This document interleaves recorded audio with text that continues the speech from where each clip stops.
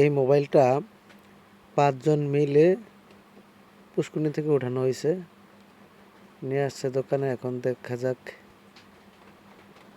কোন পর্যন্ত আগানো যায়, হয় কিনা। আশা করি হয়ে যাবে। স্টেপ বাই স্টেপ সব কিছু খুলে নিতেছি। ব্যাকপ্যাকটা একটু খোলার সময় দেখবেন যে ভেঙে না যায়, কেননা এই ব্যাকপ্যাকগুলো একদম নরম হয়, ভেঙে যায়।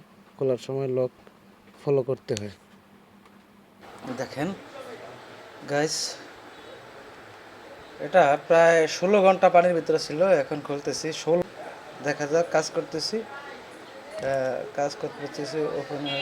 ওপেন হলে দেখাবো অবশ্যই আপনাদেরকে। মোবাইল লাগাইছি, খুলছি না সবাই।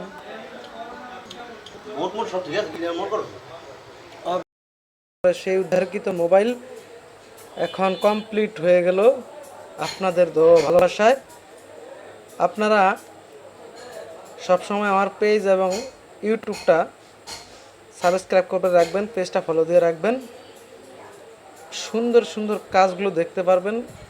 এই ভিডিওগুলো দেখে আপনারা একটু না একটু হলেও উপকৃত হবেন।